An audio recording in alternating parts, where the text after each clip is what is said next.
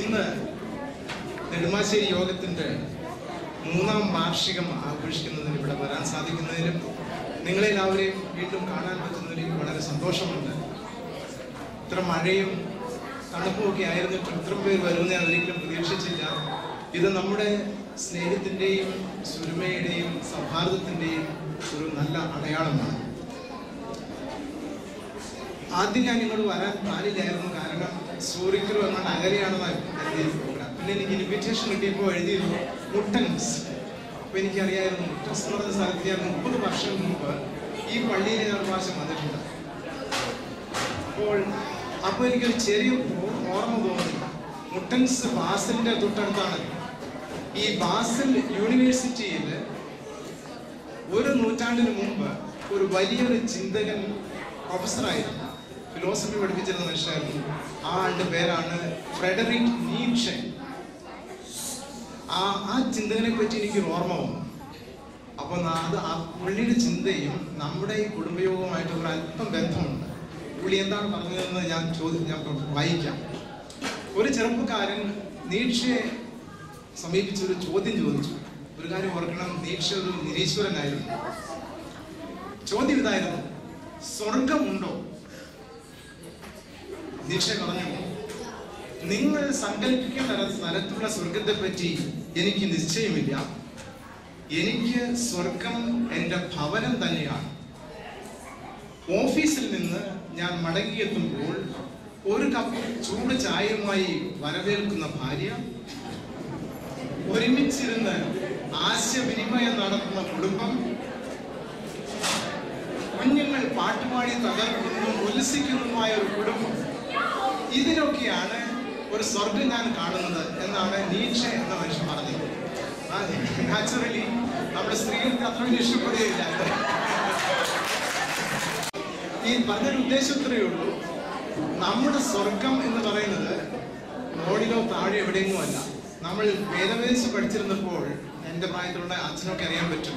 എന്തിനാണ് നമ്മൾ ജീവിക്കുന്നതെന്ന് ചോദിച്ചാൽ സാധാരണ ഉത്തരം പറയുന്നത് സ്വർഗത്തിൽ പോകാനായിട്ടാണ്. അവസാനത്തെ ഉദ്ദേശം സ്വർഗത്തിലെത്തണം. എവിടെയാണ് ഈ സ്വർഗം? അതിൻ്റെ ഉത്തരമാണ് അദ്ദേഹം കൊടുത്തത്. സ്വർഗം നമ്മുടെ ഒരു ഭവനമാണ്. അങ്ങനെ സ്വർഗം, നമ്മുടെ ഭവനം ഒരു സ്വർഗമായിട്ട് മാറണമെങ്കിൽ അവിടെ നമുക്ക് സമാധാനവും സന്തോഷവും സ്നേഹവും വേണം. അപ്പൊ നമുക്കറിയാം വളരെ ക്ലിയർ ആയിട്ട് സ്വർഗം എവിടെയാണെന്ന്. എവിടെ സമാധാനവും സന്തോഷവും സ്നേഹവും ഉണ്ടോ അവിടെയെല്ലാം സ്വർഗവും. ഇങ്ങനെ സമാധാനവും സന്തോഷവുമുള്ള ഒരു ഭവനത്തിനെയാണ് നാം തിരുക്കുടുംബം എന്ന് പറയുന്നത്. അതാണ് നമുക്ക് നമ്മുടെ തിരുക്കുടുംബം അതിനൊരു മാതൃകയാണ്. കുറെ നാൾ മുമ്പ് ഞാനൊരു പുസ്തകത്തിലേക്ക് കാണുന്ന ഒരു സംഗതി വായിച്ചു. അതിന്റെ ടൈറ്റിൽ ഇതാണ്: സമാധാന സംസ്കാരത്തിന്റെ പ്രവാചികം. അതെങ്ങനെയാ പോകുന്നത്? നീതി ഇല്ലാത്തിടത്ത് സമാധാനമില്ല, സമത്വമില്ലാത്തിടത്ത് നീതിയില്ല, വികസനമില്ലാത്തിടത്ത് സമത്വമില്ല, പ്രജാധിപത്യമില്ലാത്തിടത്ത് വികസനമില്ല, വ്യത്യസ്ത ജനവിഭാഗത്തോടും സംസ്കാരങ്ങളോടും ബഹുമാനമില്ലെങ്കിൽ ജനാധിപത്യമില്ല. ഇന്ന് ഈ സ്വിറ്റ്സർലൻഡ് കാര്യം പറയുകയാണെങ്കിൽ ഈ രാജ്യത്തിലുള്ള എല്ലാവരും തന്നെ വിദേശികളാണ്. ഇറ്റലിയിൽ നിന്ന് വരുന്നവരും ജർമ്മനിയിൽ നിന്ന് വരുന്നവരും ഫ്രാൻസിൽ നിന്ന് വരുന്നവരും പല ദേശങ്ങളിൽ നിന്ന് കൂടിയിരിക്കുന്ന ഒരു ഗ്ലോബൽ കമ്മ്യൂണിറ്റിയാണ് ഇന്ന് സ്വിറ്റ്സർലൻഡിലുള്ളത്. നമ്മളും അതിൻ്റെ ഒരു ഭാഗമാണ്.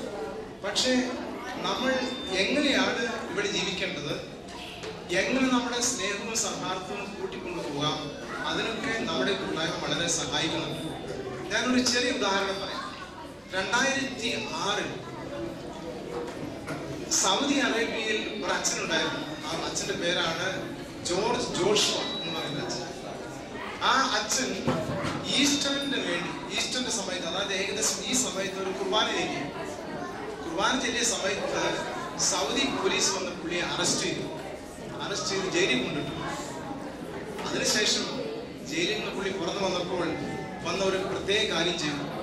പുള്ളി കുറെ മലയാളികളെ വിളിച്ച്, കൂടുതലും നേഴ്സുമാരായിരുന്നു, അവരെ വിളിച്ച് പറഞ്ഞു, നമുക്കൊരു സംഘടന തുടങ്ങണം. ആ സംഘടന എന്തിനു വേണ്ടിയാണെന്ന് അറിയാമോ? സൗദിയിലുള്ള പോലീസുകാർക്ക് വേണ്ടിയും അവിടെയുള്ള പൊളിറ്റിക്കൽ അതോറിറ്റീസിനും അവിടെയുള്ള നേതാക്കന്മാർക്കും രാജ്യത്തിലുള്ള എല്ലാവർക്കും വേണ്ടി കൊണ്ട് മാത്രമാണ് ആ രാജ്യത്തിലുള്ള എല്ലാവർക്കും നന്നാകുന്നത്. ഇന്ന് 800-ൽ കൂടുതൽ ആളുകൾ ഈ രൂപത്തിലുണ്ട്. അതിന്റെ പേരിതാണ് Christ army for Saudi Arabia. അതായിരുന്നു ഈ ഗ്രൂപ്പിന്റെ പേര്. അപ്പോൾ എനിക്കിതിൽ നിന്ന് പറയാനുള്ള ഒരു കാര്യമുള്ളൂ, എവിടെ പ്രാർത്ഥനയുണ്ടോ അവിടെ സമാധാനം ഉണ്ടാവും, സന്തോഷം ഉണ്ടാവും. ഇന്ന് നമ്മുടെ കുടുംബങ്ങളിലെ ഏറ്റവും ആവശ്യമുള്ള ഒരു കാര്യം ഇതാണ്, അല്പം സൈലൻസ്, മെഡിറ്റേഷൻ, പ്രയർ. അതെല്ലാം വന്നു കഴിയുമ്പോൾ നമ്മുടെ ഭാവനയ്ക്ക് വളരെ വ്യത്യാസം വരും. എൻ്റെ വലിയ ആഗ്രഹവും അത് തന്നെയാണ്, നമ്മുടെ പ്രാർത്ഥനയിലും സമാധാനത്തിലും സന്തോഷത്തിലും ഉറച്ചു വരിക എന്നുള്ളത്. ഞാൻ ഒരു ചെറിയ കാര്യം കൂടി പറയാം, നിങ്ങൾക്ക് ഇൻട്രസ്റ്റ് ഉണ്ടെങ്കിൽ. ഞാനിവിടെ വന്നിട്ടിപ്പോൾ 4-5 വർഷമാണ് സോളത്തിനുള്ള ഒരു പാരിഷിൽ ജോലി ചെയ്യുന്നു. ഞാൻ 3 വർഷം കഴിഞ്ഞ് പോകാൻ ഉദ്ദേശിച്ച് വന്നതാണ്. പക്ഷെ അവിടുത്തെ സിറ്റുവേഷൻ കണ്ടപ്പോൾ എനിക്ക് വളരെ പരിതാപകരം തോന്നി. അവിടെ ആളുകൾക്ക് പള്ളിയിൽ വരാൻ ഇൻട്രസ്റ്റ് ഇല്ല, പ്രാർത്ഥിക്കാൻ ഇൻട്രസ്റ്റ് ഇല്ല, ആർക്കും സമയമില്ല. ഒരു ക്രോണിക്കൽ ഡിസീസായിട്ട് മാറിയിരിക്കുക, സമയമില്ല. ഈ സമയമില്ല എന്ന് പറയുന്നതാണ് ഏറ്റവും വലിയ നുണ പോലും. കാരണം ഇന്ന് നമുക്ക് ഒരുപാട് ഓട്ടോമാറ്റിക് മെഷീൻസ് ഒക്കെ ഉള്ളതുകൊണ്ട് സമയം ഇഷ്ടംപോലെ നമുക്ക് ലാഭിക്കാൻ സാധിക്കും. എങ്കിലും ആളുകൾക്ക് സമയമില്ല എന്നൊരു പരാതി. അതുകൊണ്ട് ഞാൻ എൻ്റെ പാരിഷിലുള്ള ആളുകളോട് ഞാൻ പറഞ്ഞു, നമുക്ക് നമ്മുടെ കുടുംബത്തെ നവീകരിക്കണം. ആ ഉദ്ദേശത്തോടു കൂടി ഞാൻ ഒരു ചെറിയൊരു പ്രസ്ഥാനം തുടങ്ങിയപ്പോൾ, പക്ഷേ ഇതിൻ്റെ റെസ്പോൺസ് വളരെ പൂറായി. കാരണം ആളുകൾക്ക് സമയമില്ല. ചിലപ്പോൾ നമുക്ക് അത് നന്നായിരിക്കും. കാരണം നമ്മുടെ ഭാവി, ഈ ലോകത്തിൻ്റെ ഭാവി നമ്മുടെ കുട്ടികളാണ്. നമ്മുടെ കുട്ടികൾ ശരിക്കും വളർന്നു വരികയാണെങ്കിൽ നമുക്കൊരു സംസ്കാരവും നമുക്കൊരു ഭാവിയും പ്രതീക്ഷിക്കാം. അവർക്ക് വേണ്ടിയിട്ടാണ് ഞാൻ ഈ പദ്ധതി തുടങ്ങിയത്. ചിലപ്പോൾ നമ്മുടെ മീറ്റിംഗ് സമയത്തെ പറ്റി അല്പം സംസാരിക്കാം, എങ്ങനെ നമ്മുടെ ഫാമിലികളെ നവീകരിക്കാമെന്നും നമ്മുടെ കുട്ടികളെ നല്ല വിശ്വാസത്തിലും നല്ല സംസ്കാരത്തിലും വളർത്തിയെടുക്കാമെന്നും. അതിനെല്ലാം ഇങ്ങനെയുള്ളൊരു കൂട്ടായ്മ വളരെ നല്ലതാണെന്ന് എനിക്ക് തോന്നുന്നു. ഇത്തരം കാര്യം എനിക്ക് പറയാനുള്ളൂ. അതുകൊണ്ട് നമുക്ക് പ്രത്യേകം ശ്രമിക്കാം, നമ്മുടെ ഫാമിലികളിലും കുട്ടികളിലും ദൈവസ്നേഹവും അതുപോലെയുള്ള ദൈവഭയം വളർത്തിയെടുത്ത് നല്ല ഒരു കുടുംബത്തെ കൺസ്ട്രക്ട് ചെയ്യാൻ. ഇതിൻ്റെ കൂടെ എൻ്റെ 2 പുസ്തകമുണ്ട്. ഈ പുസ്തകത്തെ ഞാൻ കാണിച്ചത്. ഈ പുസ്തകം ആദ്യത്തെ ഫോൺ ഹെർച്ച് ഹെർച്ച്, ഞാനിത് 2006 അച്ചടിച്ചതാണ്. ആ വർഷം തന്നെ 3 എഡിഷനിൽ തീർന്നു.